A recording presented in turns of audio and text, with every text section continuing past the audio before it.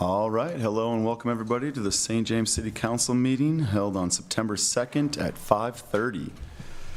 Everyone is here. Could I get a consideration to approve the minutes? So moved. Hannah? Second. Paul? Any discussion? All in favor, say aye. Aye. Aye. All opposed? Oh, I was missing. yes, ma'am. All right. Go to payments and claims and ACH payments. So moved. Sue? Second. Paul? Any discussion? All in favor, say aye. Aye. Aye. All opposed? Motion carries. On to 8. Project number 24X.136274.000, 12th Avenue South Highway District Expansion. Do we need a motion to close the meeting and open the hearing, or because it's part of the meeting, it's fine I think I'd make the motion, to start the public hearing? yeah, Okay, Okay. we don't have to close the, we don't have to close the meeting and open the public hearing? We can that's what I just, would do. Yeah. Oh, okay. Okay. Can I, So moved. Steve? Paul? okay, Oh. and then we, that's to close the Yep, to meeting? close the meeting, yep. And then we need a motion to Motion to open the meeting. Public Or the hearing. public hearing. So moved. Hannah? Second. Steve? All in favor? Aye. All right. Okay, public hearing. 8A, project number. Curious of that. Okay, I don't have to say it again? No. Sweet, okay, we're gonna go on. Perfect. Do you want me to talk about? Yeah, go for it. I'll talk about the public hearing. Okay, so we're at the public hearing for the 12th Avenue South Highway District Expansion. Proposed a project. This is the improvement hearing. So the way that our hearings are structured is that we'll have staff or consultants. At this point, it would be Adam with Bolton and Mink that would talk about the project to give a presentation. And then at that point, we'll open up for public comments. If there are similar public comments, if you would have one person speak, you get up to 5 minutes. We'll try to listen to everybody that has concerns or questions about the project, and then we will close the public hearing and reopen our regular meeting. Okay. Thank you, Mayor and Council. So the 12th Avenue South Highway District Expansion Project, we did have a neighborhood meeting last week on that. We had a very good turnout of a full room in the meeting room. A lot of good questions were asked, and I think I provided a lot of good answers to them as well. The 12th Avenue South Highway District Expansion Project is expanding 12th Avenue from 7th Street South over to Trunk Highway 4. With that project, we would be digging in a stormwater pond and then creating an outlet all the way down to St. James Creek with that. We'd also be putting in the roadway. Sanitary sewer is pretty well in there. There'll be a little bit of a rerouting we have to do there.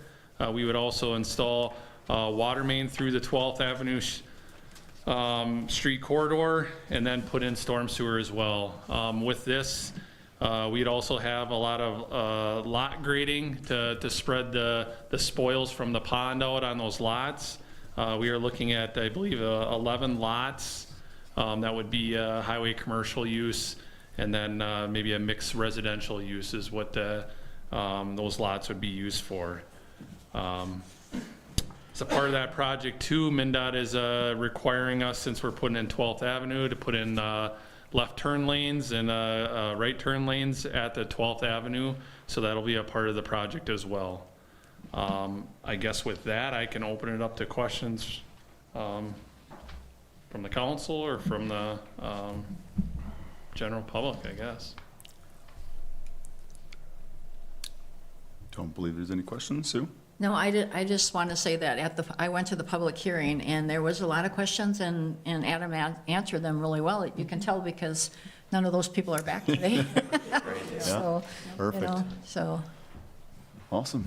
You do have to call Yeah. for public, input 3 times before we close the Okay. hearing. Is there anybody from the public that'd like to speak?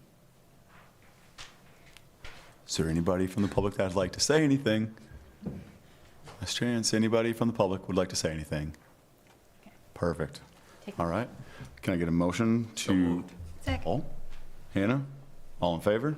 Aye. All opposed? Okay, motion. And then we- And I will- Motion to open. A motion to reopen the council meeting. So moved. Second.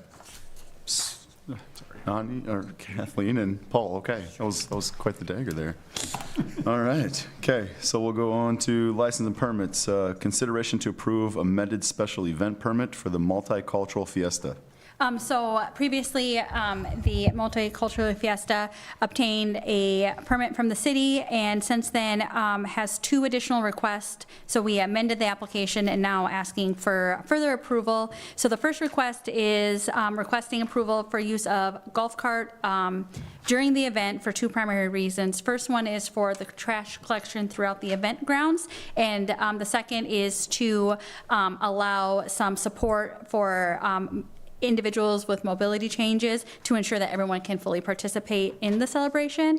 And the second request is a request to, for approval to allow use of a bouncy house on city property. So move, Sue, make amended. Second. Kathleen, any discussion? Will there just be one driver of the golf cart? Yes, there will be. Okay. And it will most likely be for trash. I don't know if we'll do much transporting of people. Oh, okay. Okay. I think we're pretty much gonna just do it for, instead of having to carry all that trash. Sure. Because we've got the bins way on the far end. Yep. Keep any smell down. And, but I do wanna make a clarification for the bouncy house. I'm not positive they have insurance. They sent us a copy of a waiver, and they're using waivers because you'd have parents sign for that. And so I guess what I would say is, based on your approval today, if we get insurance received from him, I feel more comfortable about that. Yeah, I'm sure you would too. Yeah, absolutely. Big time, yes, yes. Yeah, and I do think that we, in some policy, that if you're having a bouncy house for like a birthday party, you have to cover, like the individual has to cover that under their insurance, Well, if it's their home. state statute is only requires coverage for commercial, and so I pulled out the statute and read it a minute ago, and it says if it's for commercial use does not include any inflatable at a carnival, festival, fair, private party, or similar venue other than a location that's permanently, so a permanent bouncy house would be a commercial, they would require it. Otherwise, the state, it's up to individual city or county or whoever's doing it if they wanted to make sure they carried liability. I know since I've been here in the past, if we've had somebody that's brought in a bouncy house to Memorial Park at the shelter, we have required liability insurance. Okay. So, but the council can certainly, not require insurance or just do the waivers. I don't know if you have an So- opinion, Mike. Do I need to, Insurance. His waiver is basically hold harmless for the city of St. James, for the multicultural Yeah, event committee. itself, and also for uniting cultures. So would we like to amend that we're Yeah. okay with that as long as there's as liability? they have proof of liability insurance? Okay, I think that's a good move. yeah, Mm-hmm. so Sue, And second, yes. Kathleen, okay. Any other discussion?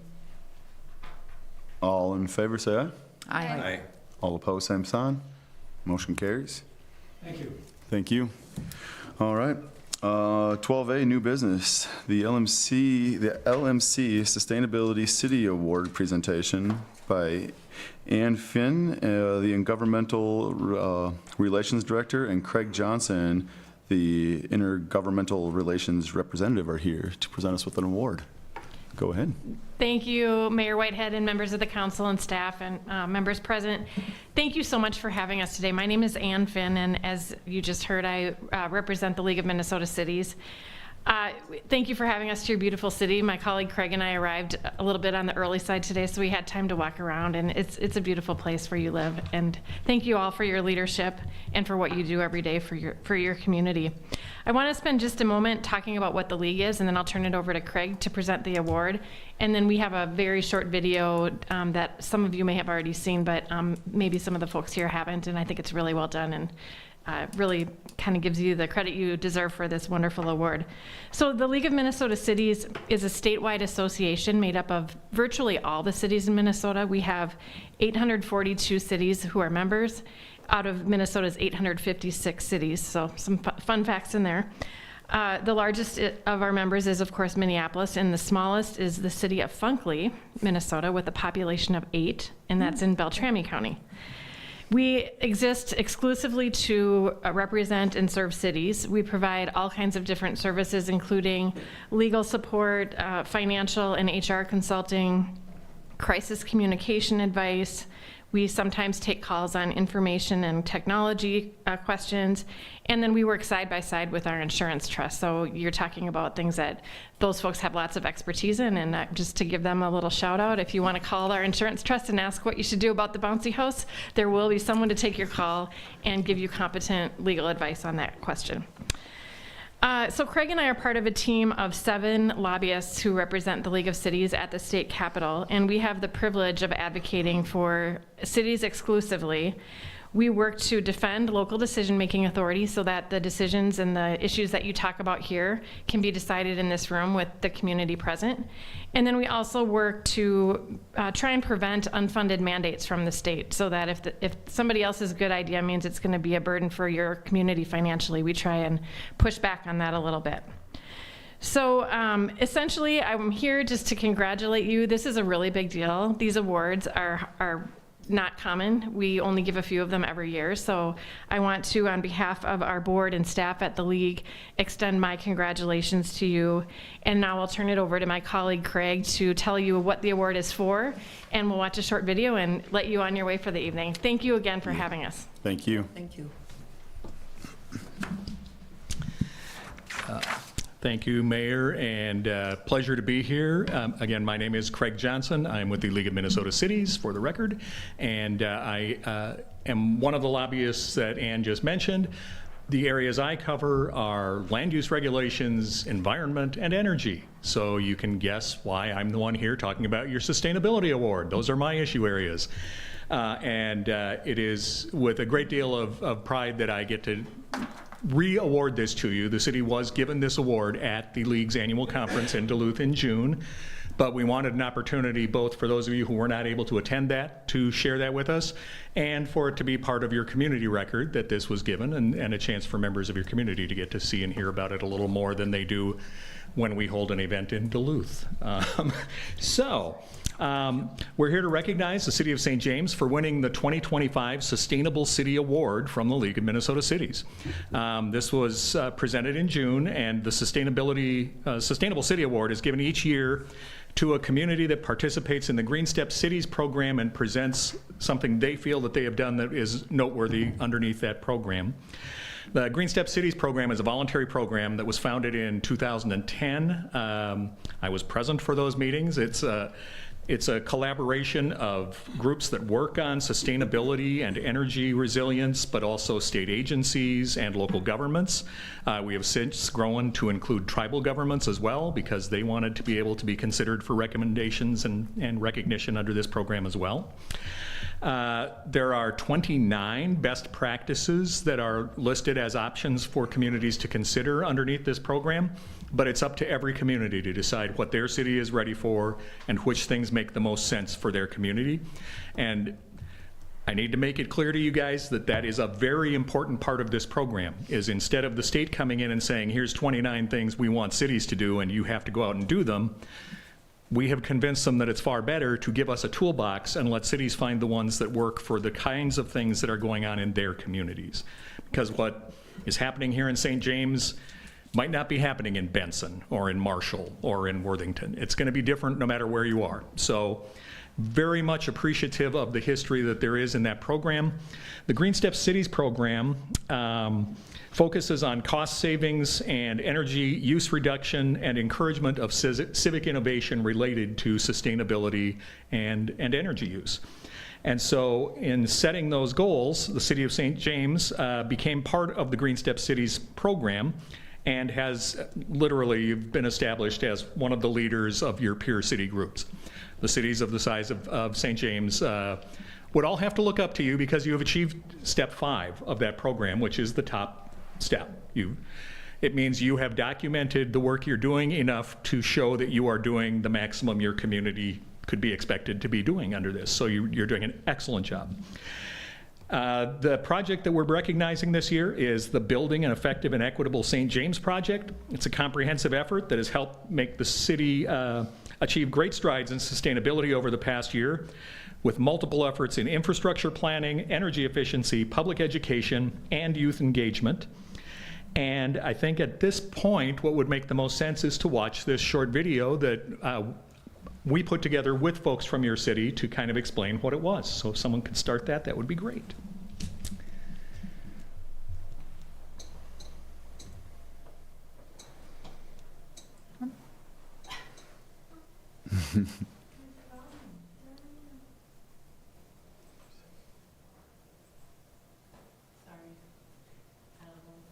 Did you have volume earlier today? Yep, I did.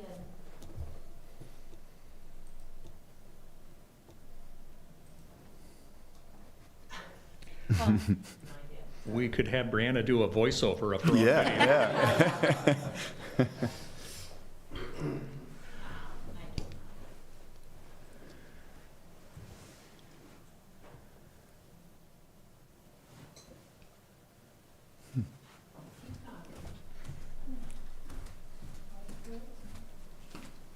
It has to be just a quick little button.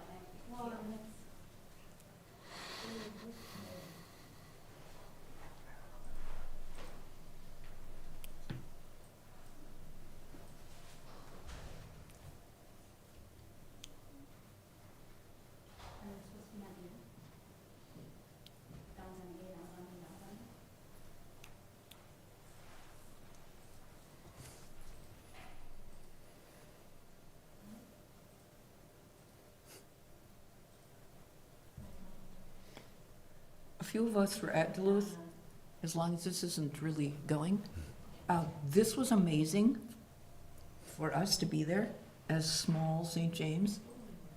And it was the pinnacle of the evening that we, St. James, what? We got this. This was cool. And this, when they had the voice with it, is even better. So They took the drone.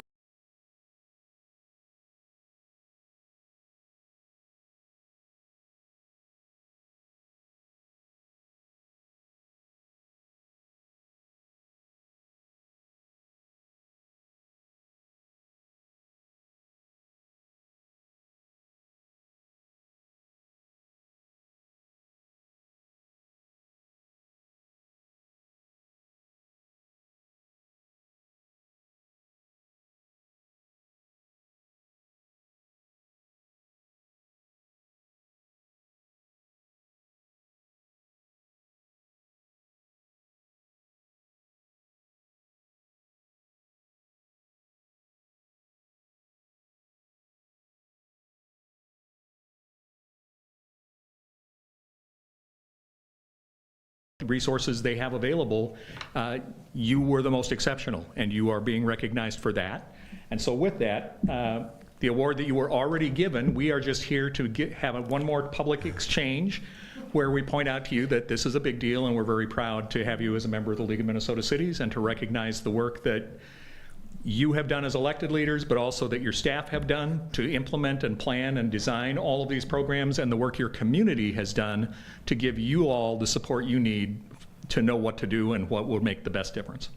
So very much appreciate it, and thank you very much. And hopefully you get to hear the sound on this someday, but it is a beautiful video. Well, I greatly appreciate it, Craig. Thank you a lot. Yeah.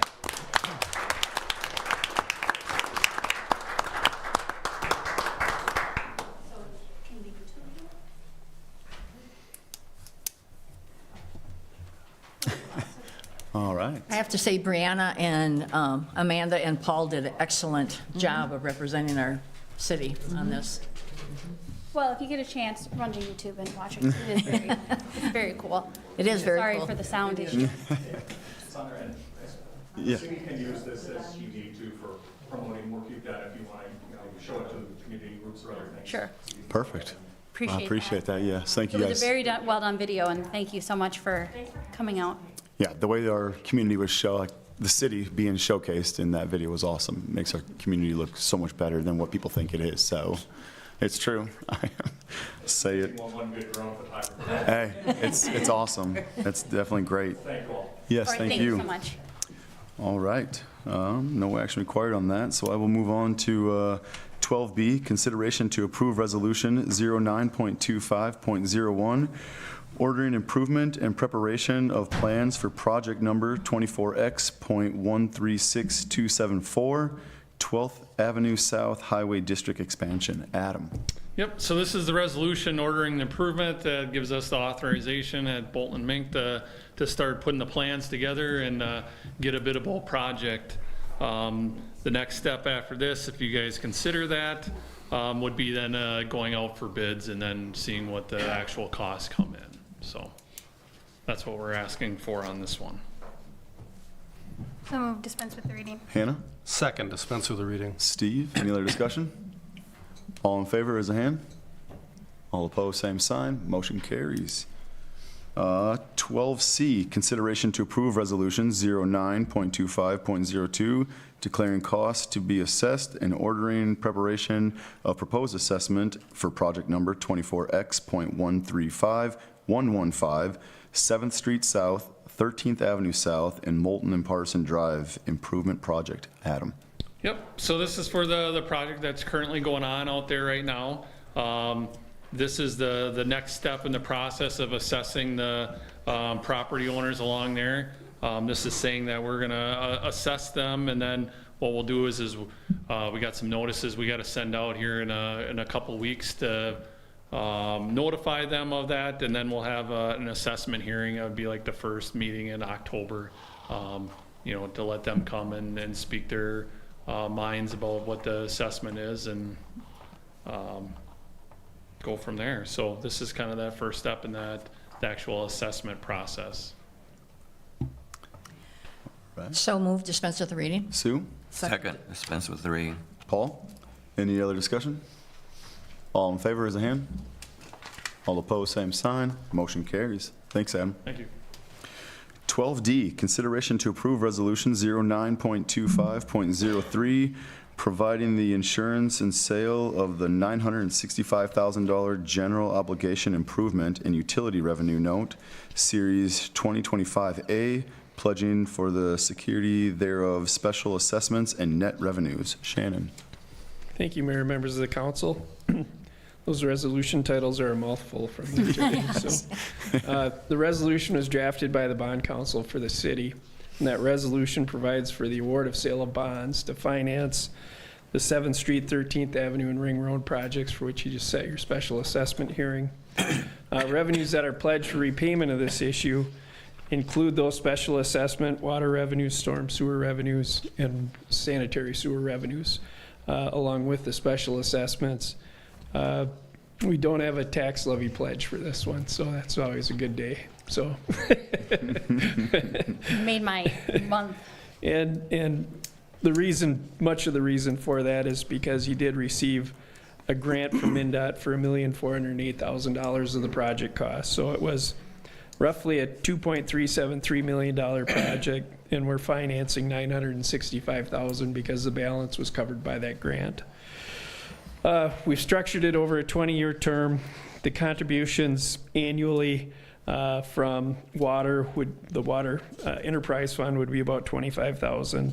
Looking for wastewater to contribute $20,000, and then storm sewer at about $10,000. I know Amanda's been working on the budgets for those enterprise funds, and so I think we're fairly comfortable with what we needed to do in order to accommodate that debt service payment. We are assuming that the assessments that you just set the hearing for will be adopted and certified this fall for collection next year. The cash flow is presently counting on that revenue, so our expectation is that will be implemented. In issues under $1 million, we often look at bank placements as being the most efficient way to sell bonds, because ultimately we can avoid an expensive credit rating that's a little over $13,000, and an underwriter that's another $12,000. We did solicit proposals from local banks as well as the program lender for the Minnesota Rural Water Program that we assist in administering. And ultimately, the lowest overall cost of borrowing resulted in the proposal from the Minnesota Rural Water Lender. So that's our recommendation. The resolution provides for the award of sale to that lender at an interest rate of 4.65%, with the ability to prepay those bonds anytime after February 1st of 2032. If you choose to proceed with adopting the resolution, we'd be closing on the project financing on September 16th. So with that, I'm happy to answer any questions that the council has. I had a question, but I'm not sure if you just answered it. Okay, so this bond would go till 2046, or, okay. Yep. So what's the redemption in 2032? That's when the first opportunity to prepay the debt. Okay, so, but can they come to us and say we have to prepay it? No, No, okay. And it gives It's us, your that gives us an opportunity also to refinance it, right? If we absolutely. see, okay. Yep. Okay. And ultimately, that's what we care about the most generally is, on those call dates, is our ability to prepay if we get a lot of prepaid special assessments, or refinance if interest rates become less than what they are today. So,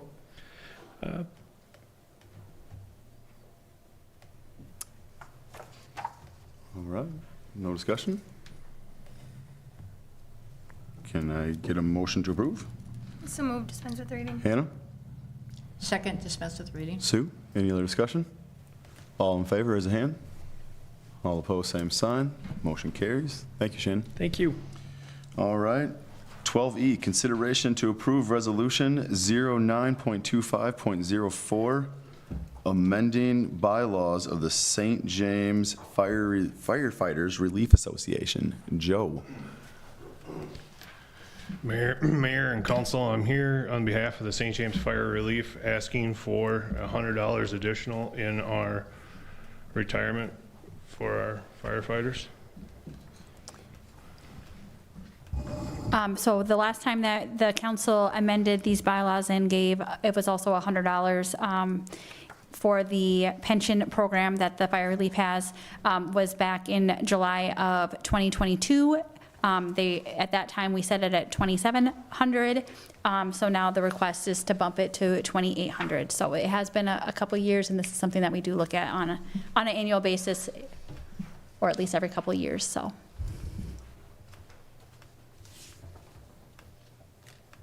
Did anybody have any questions? No, I'll so move to accept this resolution. Sue? Dispense? I'll second it. Dispense? Dispense with the Dispense with reading. Dispense with the reading. Paul? Any other discussion? All in favor, raise a hand. All opposed, same sign. Motion carries. Congratulations, Joe. Thank you. All right. On to 12F, consideration to approve resolution 09.25.05, authorization to execute Minnesota Department of Transportation grant agreement for the airport environment, including land acquisition. Amanda. So this is the grant agreement with MnDOT Aeronautics. If this looks familiar, we did previously approve the agreement with the federal FAA, and now we're having to do an agreement with the state. So the federal gives their money to the state, then we have an agreement with the state to get paid back for our airport projects. This specific agreement is for the 6-unit T hangar project out at the airport. And this is only for the design portion. Once we get into construction, we will see the same thing next year with the funding available for that. So the resolution is a standard resolution given to us by the state of Minnesota, and it's authorizing myself and the city clerk to sign and execute the agreement. So moved, dispense with the reading. Kathleen? Second, dispense with the reading. Steve, any other discussion? All in favor, raise a hand. All opposed, same sign. Motion carries. 12G, consideration to approve resolution 09.25.06, expressing the city's interest in vacating a street and calling for a public hearing. Okay, I'll talk on that one. Okay. So through our 12th Avenue South Highway Expansion Project, we are looking at vacating a portion of 9th Street South. Thank you. I was going to say Avenue, and that wasn't right. And we have to follow the legal process. So essentially, a street can be vacated upon petition by abutting property owners or by the council on its own motion. Being that this is coming from a project, it's coming from the city council. So we need to set a hearing date, send notices, and do all the appropriate procedures. So the earliest that we can set the hearing in order to meet all of the publish and notice requirements would be Tuesday, October 7th. And again, we're asking that to be at 5:30 at the start of our city council meeting. So moved. Dispense with the reading. Paul? Second, dispense with the reading. Hannah? Any other discussion? All in favor as a hand? All opposed, same sign. Motion carries. 12H, consideration to review the 2026 preliminary budget. So we wrapped up our budget committee meetings the third week in August, the 20th, I can't remember, just recently. And then I wanted to put together a little presentation for the council. And at our next city council meeting, we will then approve the preliminary tax levy. And I just want to remind the council that once we set the preliminary tax levy, it cannot be increased. We can only decrease it, which that's our intention, is to decrease it. But not having all of the numbers, because we are still early in the year, I did, in the preliminary budget some heftier increases just to account for the unknown. So I do think that we are have a beefy budget that we can dice down a little bit here in the future. So tonight we are going to discuss the preliminary budget presentation again at the next city council meeting on September 2nd, or I'm sorry, 16th. We will approve the 2026 preliminary levy. We'll also set the truth and taxation hearing at that council meeting, and then our truth and taxation hearing will be the first meeting in December, which will be December 2nd, followed by our second meeting, December 16th, which will take action on approving the final 2026 levy and the final budget. So if you go to the next slide, Tammy. This is our budget in a snapshot, quick overview. This is a slight decreased amount from last year. Last year, we set our budget at final budget, not preliminary, but final budget at 18.4 million. Sorry. This is down from our preliminary levy, or our preliminary budget from last year. We were able to get it down, so it's increased just a little bit, but from where we ended last year, it's a decrease, if that makes sense.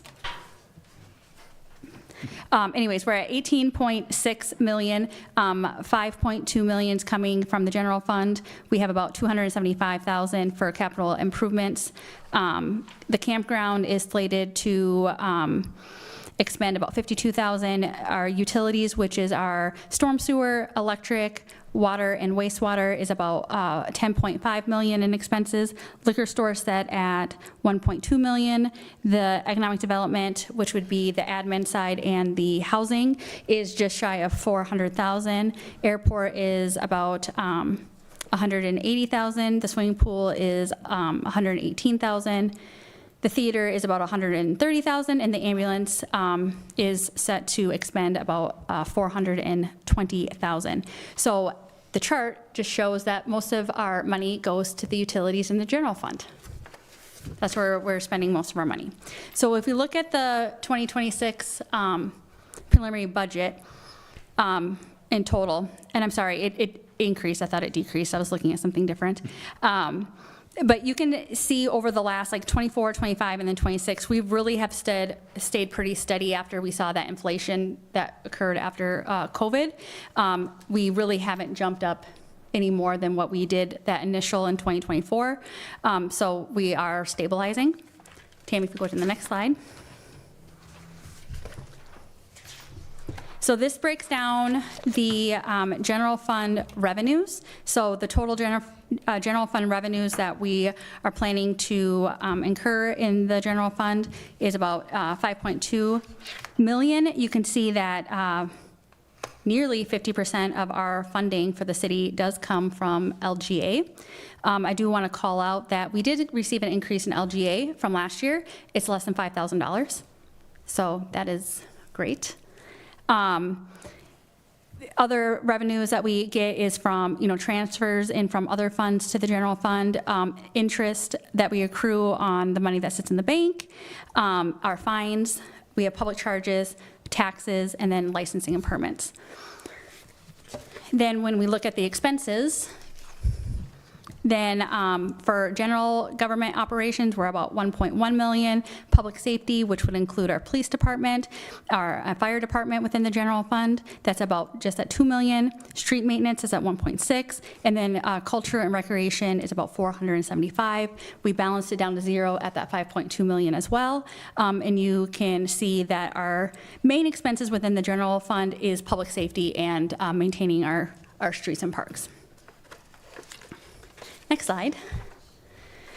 So if we look at the capital expenses, I said we're about 275. So what is projected, and again, only preliminary, is that we're needing some improvements to city facilities. So City Hall is looking at getting some gutters. We're getting some water damage in by the windows.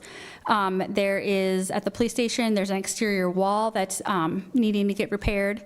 The street department needs their roof repaired. We're looking at replacing the street department garage doors, and the fire department needs to upgrade and update their heating system. For equipment purchases, the street department's requesting a dump trailer, and the park department needs a new mower. For vehicle purchases for 2026, we're looking at replacing a squad car for the police department, and then trying to figure out how to get the fire department a fire truck. So we're looking at our loan and grant options for that. Also, there has been new laws passed for ADA compliancy in websites. So the city was already planning on updating our website. So this was just mainly solidified to meet the ADA compliancy with that. And then also part of our capital expenses is that the Capital Improvement Fund does transfer some money into the EDA admin fund. So that is what makes up the $276,800. Our next slide are some things I just wanted to call out that kind of has impacted our budget for the 2026 year. So I did budget a 10% increase to the city staff's health insurance. Those numbers we don't get until probably mid to end October. And I just know with talking to other cities in the past, that's one of the biggest expenses that we have. So putting a 10%, I feel like, is covering ourselves, and hopefully it doesn't increase that much. The other thing, the league stated that they try to, deter the state from having unfunded mandates. Well, we have one for 2026 and beyond, which is the Paid Family Medical Leave Act. I did go through the budget and totaled up the impact across the city, so that does add nearly $17,000 to our budget that we haven't accounted for in the past, so that is something. COLA increases with the unions have already been negotiated, so 3.5 for the ASME union and 3% for the ELS union. So that impact is about $300,000 that increases the budget. In our police department, we have the last vacancy that we haven't been budgeting for the last few years, and this year we're going to try to budget it so that we can be fully staffed. And then the EDA is requesting a temporary EDA assistant. So for the police officer, the impact of that is about $85,000, which I looked at the salary, like starting salary, what the benefits would be, and taxes. And for the temporary EDA assistant, that impact would be about $27,000, again, with salary and taxes, because it's a temporary part-time. There's no benefits, such as well, that does include para, I should say, because they would be eligible for that. But health insurance isn't in there. If we go to the next slide, if you look at our preliminary budget, see, it did increase from there. Anyways, this is preliminary year over year, so you can kind of see what we've proposed year over year. So we did decrease 0.49%. The other one I was looking at was the final, which we got it down, which is good. So really nothing to call out.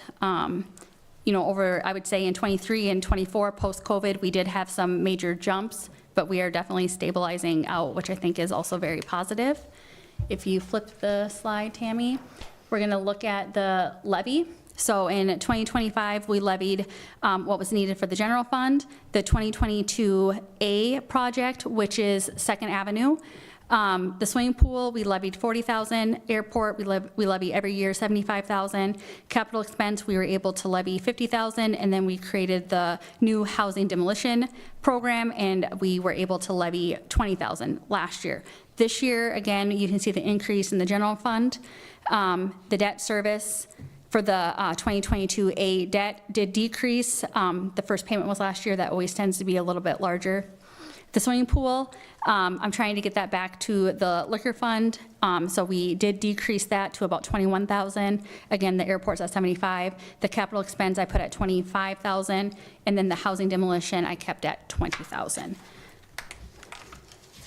So with those proposals, the increase that's being proposed on the levy from last year is 7.85%. This shows how our levy is divided for general fund obligations. It's about, 87% of the levy. For our special revenues, it's about 9%, and then for our tax service, it's just shy of 4% of the levy. So the general fund is definitely needing the levy more than anybody else.